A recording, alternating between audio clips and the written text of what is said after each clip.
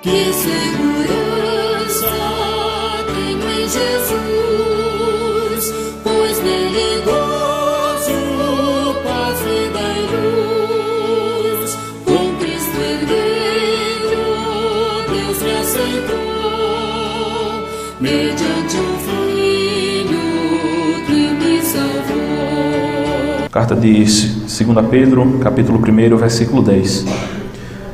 Por isso, irmãos, procurai com diligência cada vez maior confirmar a vossa vocação e eleição, porquanto, procedendo assim, não tropeçareis em tempo algum. Amém. Pai bendito, nós rogamos ao Senhor a Tua bênção. Pedimos a Ti que nos conduza nesse momento mais uma vez, de modo que sejamos vivificados pelo Senhor e os nossos corações sejam alimentados pela Tua palavra, em nome de Jesus. Amém. Amém, meus irmãos. Só fazendo mais uma vez a leitura do primeiro capítulo, da primeira sessão do capítulo 18 da Confissão de Fé de Westminster, que diz o seguinte: ainda que os hipócritas e os demais não regenerados possam iludir-se em vão com falsas esperanças e carnal presunção de se acharem no favor de Deus e em estado de salvação, esperança essa que perecerá. Então, essa foi a primeira parte que nós refletimos sobre ela semana passada, e a qual nós nos deteremos nesse dia a sequência daquilo que aqui está exposto, quando diz o seguinte: contudo, os que verdadeiramente creem no Senhor Jesus e o amam com sinceridade, procurando andar diante dele em toda a boa consciência, podem nesta vida certificar-se de se acharem em estado de graça e podem regozijar-se na esperança da glória de Deus, esperança que nunca os envergonhará. Então veja que há um profundo contraste entre a esperança daqueles que são aqui apresentados como sendo os hipócritas, aqueles que em sua presunção eles alegam para si terem uma esperança, mas que é uma esperança vã, porquanto são aqueles que não creem verdadeiramente no Senhor Jesus, são aqueles que não nasceram de novo, como o Senhor Jesus mesmo diz nos evangelhos, que importa-vos nascer de novo. E aquele que não nasce de novo, aquele que não nasce da vontade de Deus, aquele que não nasce da vontade do Espírito Santo, esse não verá a salvação do nosso Deus. Então o texto aqui, ele nos apresenta esse contraste, o contraste da falsa esperança e da verdadeira esperança. A verdadeira esperança que nós podemos trazer em nosso coração. E ele diz que os que verdadeiramente creem no Senhor, ele vai falar sobre a fé salvadora. Existem alguns tipos de fé que as pessoas trazem em seu coração. Existe a fé temporal, são pessoas que por algum tempo elas creem em Cristo, elas creem no Evangelho, elas creem na palavra de Deus, mas com pouco tempo elas abandonam o Evangelho, elas abandonam o caminho da graça. Existe aquela fé que está voltada simplesmente para os benefícios daquilo que Deus pode proporcionar. Esse é um tipo de fé também que as pessoas muitas vezes trazem, e esse tipo de fé não é uma fé salvífica. A fé salvífica é aquela que persevera até o fim em seguir a Jesus Cristo. A fé salvífica é aquela que se agarra a Cristo como sendo o Salvador da sua vida. E essa fé é a fé que nos diz respeito nesse dia. A fé que o crente ele necessita ter para que possua uma esperança que não será frustrada. Ele precisa dessa fé. A fé que se agarra a Cristo e que é um dom de Deus.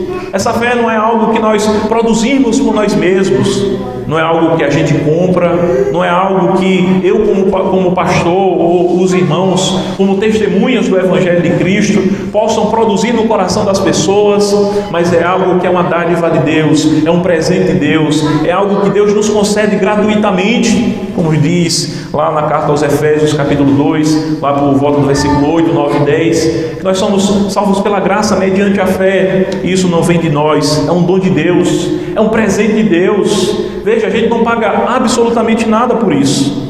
Certamente muitos de nós aqui já receberam presentes, já ganhou um presente. Eu tenho certeza que ninguém pagou por um presente que recebeu.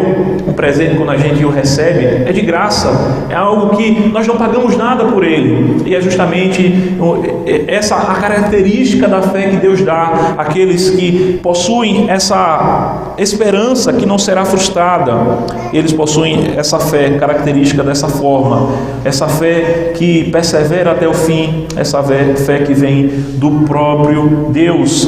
E esse é um dos primeiros aspectos que nós podemos pensar e refletir nesse dia.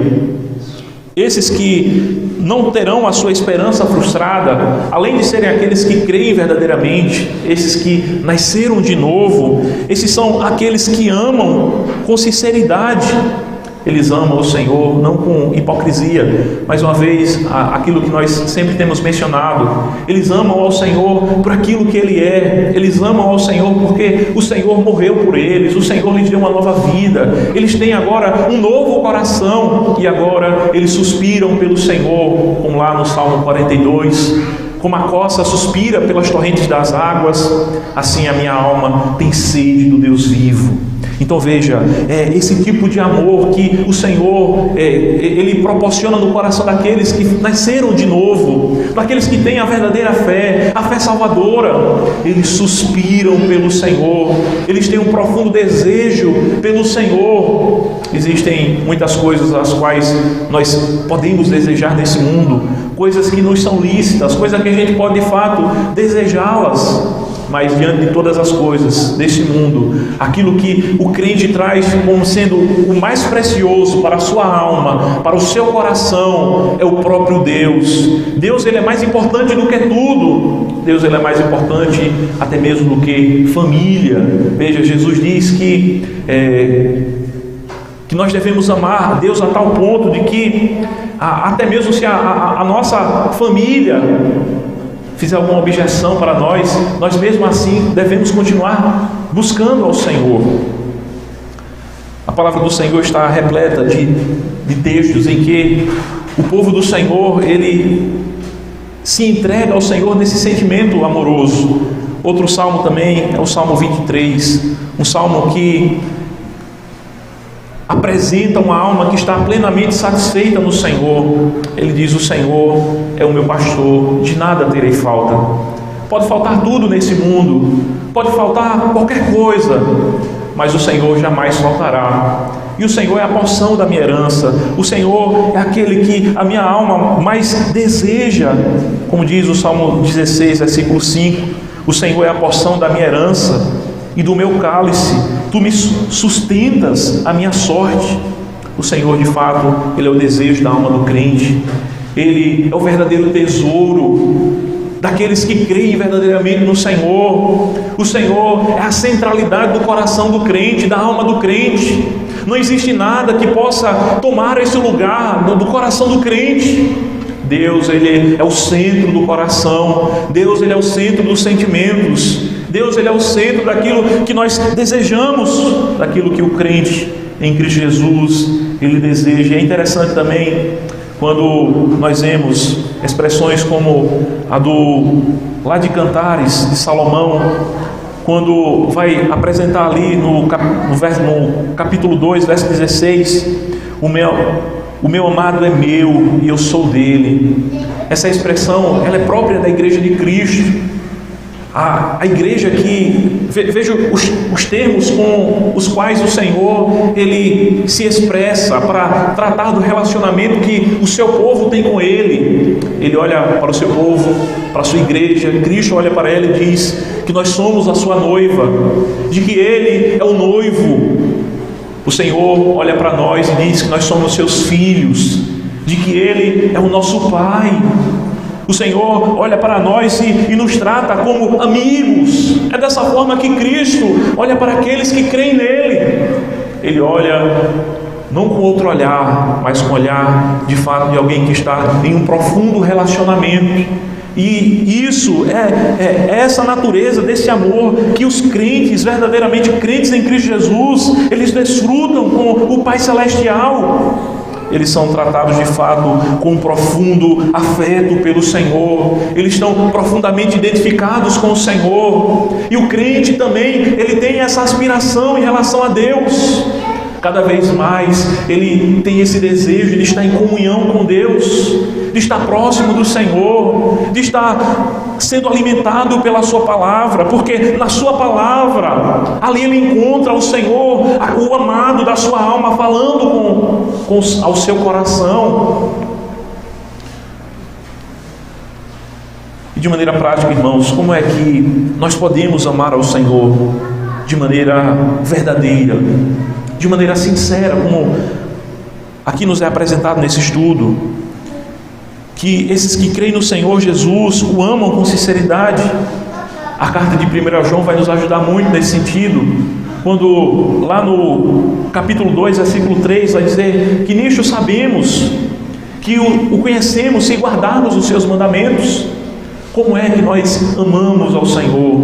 Não é tão somente com palavras, são importantes as palavras que nós expressamos em relação a Deus. Nós olharmos pelos olhos da fé para o Senhor e dizer: Senhor, eu te amo, Senhor, eu te desejo, Senhor, eu quero o Senhor, eu desejo o Senhor na minha vida, na minha casa. Mas isso é algo que deve ser evidenciado por cada um de nós, ao observarmos os mandamentos de Cristo, ao amarmos ao Senhor, observando aquilo que Ele diz na sua palavra. No resumo ali dos 10 mandamentos, os 4 primeiros que se relacionam com Deus, obedecermos ao Senhor, não idolatrando nada nessa vida, não idolatrando relacionamentos, não idolatrando dinheiro, não idolatrando as coisas desse mundo, mas buscando ao Senhor de coração. É isso que apresenta os primeiros 4 mandamentos da lei do Senhor. É o amor que nós devemos ter para com Deus, honrar o seu nome, não envergonhar o nome de Deus. E nesse sentido, quando nós nos convertemos a Cristo, quando nós dizemos eu sou povo do Senhor, nós precisamos ter muito cuidado com o nosso procedimento, porquanto quando assim nós nos importamos, o mundo vai olhar para nós e vai nos identificar com o nome do Senhor, e o próprio Deus nos identifica com o seu nome. Ele olha para nós e diz que nós somos o seu povo, nós somos chamados pelo nome do Senhor. E nesse sentido, amar ao Senhor é ter zelo pelo nome do Senhor, é não tomarmos o nome de Deus em vão, é não escandalizarmos a igreja de Cristo, é não escandalizarmos os nossos irmãos na fé, é honrarmos o dia do Senhor também, estarmos nos reunindo para adoração, é honrarmos o nosso pai, a nossa mãe, sermos submissos às nossas autoridades, é observar aquilo que o Senhor nos apresenta de fato na sua palavra, não cobiçar, não adulterar, não mentir, não levantar falso testemunho contra o nosso próximo. Todas essas questões nos ajudam, e Cristo muito bem resume tudo isso. Como é que Cristo resume o mandamento da palavra do Senhor? Amarás o Senhor teu Deus acima de todas as coisas, e o próximo como a ti mesmo. Veja, nós podemos amar a nós mesmos, mas é um amor que nós devemos ter por nós mesmos, não deve superar o amor que nós temos por Deus. Deus está sempre em primeiro plano, e esse amor que nós temos por nós mesmos, nós assim fazemos um padrão para amar o nosso próximo. Então, nesse sentido, nós buscamos o bem dos nossos irmãos em Cristo, nós buscamos o bem dos desconhecidos e até mesmo dos nossos inimigos. Nós buscamos o bem, e este é um grande desafio para o crente. Como é fácil nós amarmos aqueles que nos amam, como Cristo diz: se vocês amam aquele que vos ama, o que é que vocês estão fazendo? Vocês estão fazendo nada demais. Mas se vocês amam aqueles que vos odeiam, aí a coisa muda, a coisa fica diferente. Quando nós passamos a amar dessa forma, nós nos parecemos mais com Cristo. Cristo que amou o mundo quando nós éramos ainda pecadores, inimigos dele, e ele nos amou e continua manifestando o seu amor sobre nós. E João diz que estas coisas vos escrevi a vós, os que credes no nome do Filho de Deus, para que saibais que tendes a vida eterna, e para que creais no nome do Filho de Deus, para que creais no nome do Filho de Deus. A verdadeira certeza, ela conduz o crente à diligência na prática da santidade. É o que nós vimos nas duas primeiras pregações.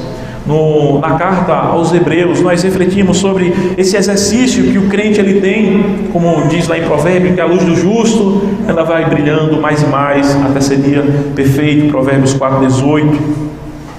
O Salmo 51, Davi, um salmo ali que ele está confessando o seu pecado. Ele vai dizer: torna a dar-me a alegria da tua salvação, sustém-me com espírito voluntário, então ensinarei os transgressores os teus caminhos, e os pecadores a ti se converterão. Livra-me dos crimes de sangue.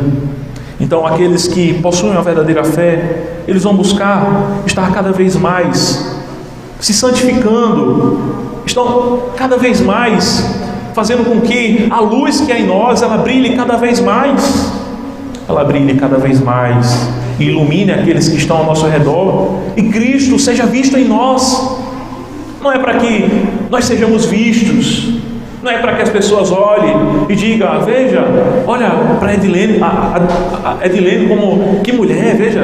Não, é para que vejam Cristo em Edilene, vejam Cristo em Diego, vejam Cristo em Edielson, vejam Cristo em cada um de nós.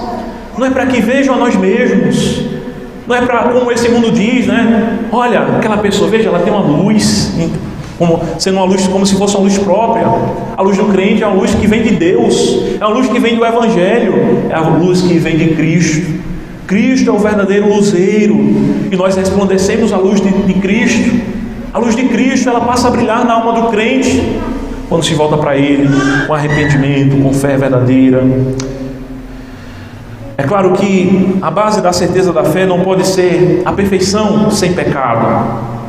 É um triste engano que alguns já cometeram ao longo da história da igreja, de que o crente ele pode alcançar um ponto de santidade perfeita nesse mundo.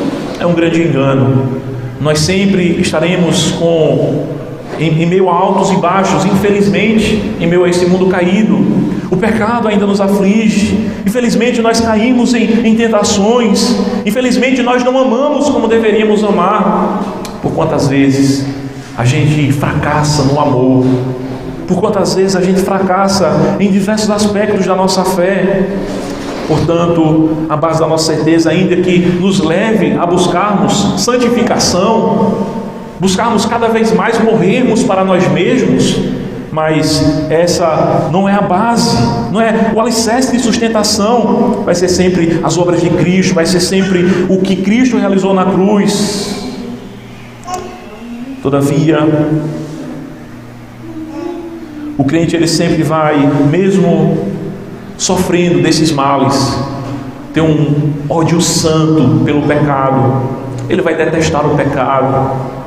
O crente ele é aquele que ele vai pecar em muitos momentos da sua vida. A palavra diz que nós dissemos que não temos pecado, nós somos mentirosos. A palavra do Senhor não habita em nós. Mas este é aquele que odeia o pecado, que detesta o pecado. Ele é aquele que pode cair em pecados, mas ele detesta o pecado com todo o seu coração, porque é algo que o separa de Deus, da sua comunhão com Deus, é algo que afeta a sua consciência, é algo que fere a sua alma. O coração do homem piedoso sempre ele vai estar sofrendo com essa tensão, a tensão da carne e do espírito, a carne que milita contra o espírito contra a carne. E o homem santo, o homem de Deus, a mulher de Deus vai estar nessa luta sempre constante, lutando contra as vontades do velho homem, lutando contra as corrupções da sua carne. E vai ser algo que ele sempre vai detestar. E esse vai ser sempre um conflito na alma do cristão. Não é porque nós somos convertidos ao Senhor que as coisas mudam de uma hora para outra.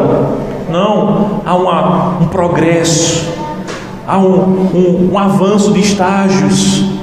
Nós vamos a cada dia mais sendo aperfeiçoados. Ninguém fica só na eternidade, aqui a gente vai alcançar a perfeição. Nosso estudo vai continuar dizendo que o amam com sinceridade, procuram andar diante dele com toda boa consciência, A carta também de 1 Pedro vai dizer: antes santificai-vos ao Senhor, Deus em vossos corações, e estáis sempre preparado para responder com mansidão e temor a qualquer que vos pedir a razão da esperança que é em vós. E então o verso 16 vai dizer: tendo uma boa consciência, para que naquilo que falam mal de vós, como malfeitores, fiquem confundidos os que blasfemam do nome do vosso bom Deus, os que blasfemam do vosso bom porte em Cristo. É isso que está escrito na palavra do Senhor. Então veja, os ímpios muitas vezes vão querer maldizer-nos, vão querer fazer chacotas conosco, e o nosso procedimento é contrário àquilo que eles estão fazendo conosco. Muitas vezes eles vão estar falando mal da gente, e a gente vai estar bendizendo. E é nisso que se aplica esse texto. Os ímpios, eles vão ficar confundidos. Eles são aqueles que buscam nos ferir, e a gente faz aquilo que o Senhor nos diz: olha, se tiver fome, dá de comer, mesmo que seja o teu inimigo. Se tiver sede, dá de beber, porque fazendo isso vão estar como que brasas vivas amontoadas sobre a cabeça dele. A consciência dele vai ser tocada por a atitude que você vai estar tendo. Então, devemos sempre buscar ter uma boa consciência diante de Deus, diante do Senhor. Meus irmãos, como o pecado traz conflito e miséria, assim a santidade gera paz de consciência. A santidade é agradável a Deus, e quando Ele se agrada, tudo é paz. Certamente não pode haver paz de consciência enquanto qualquer pecado conhecido é entretecido em nossos corações. Então nós devemos sempre nos livrar do pecado e buscar cada vez mais agradar ao Senhor. E quando nós fazemos isso, nós somos fortalecidos em nossa consciência de que nós possuímos uma fé verdadeira em nosso coração. Quando nós lutamos contra o pecado, de fato, com vigor, com determinação, isso vai nos ajudar para que a nossa consciência seja fortalecida pela graça de Deus, de que nós temos uma verdadeira fé, de que nós não somos hipócritas, de que de fato nós estamos sendo lavados pelo sangue de Cristo para termos um coração purificado da má consciência, como diz lá na carta aos Hebreus.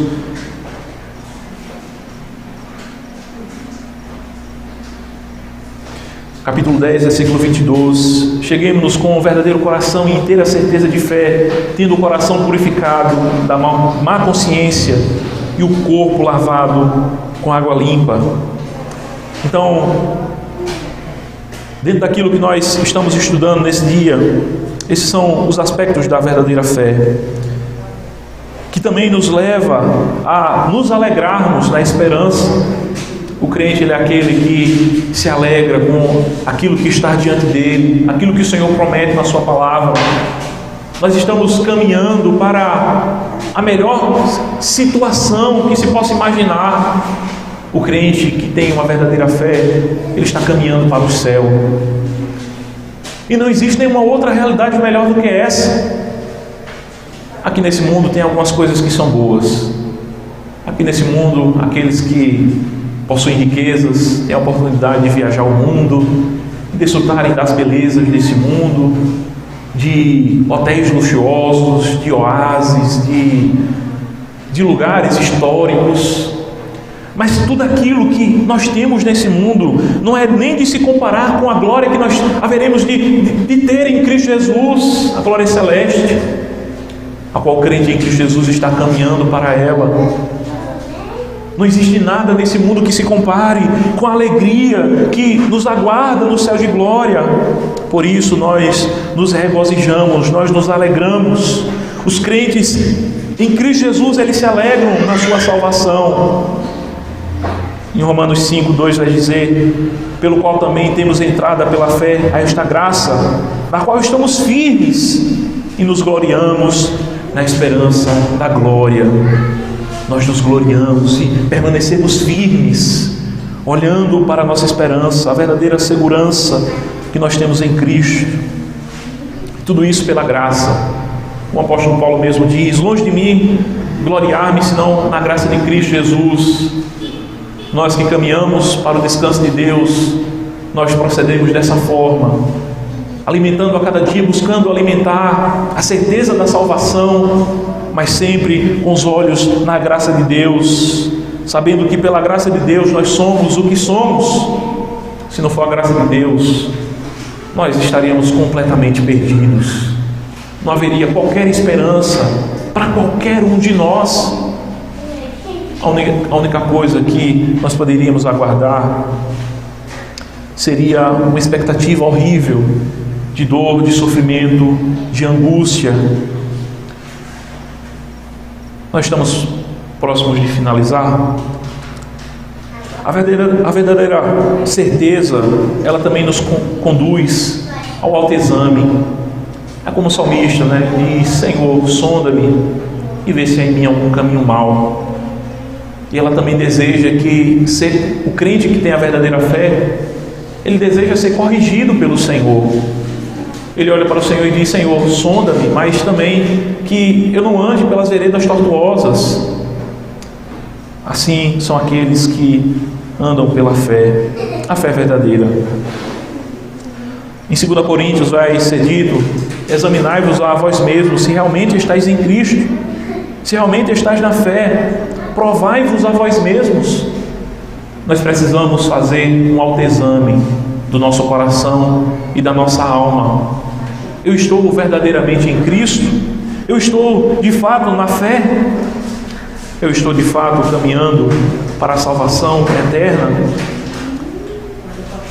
A verdadeira certeza, ela se permite passar pela prova do autoexame.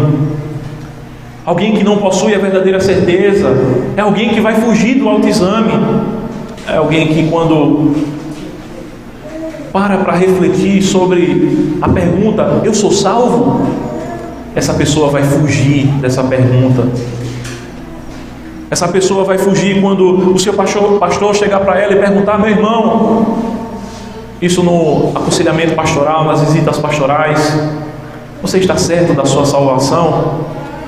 Um indício de alguém que não possui a verdadeira certeza, ou de que está muito distante de ter essa certeza, é de que essa pessoa vai fugir dessa pergunta e não vai querer pensar sobre ela,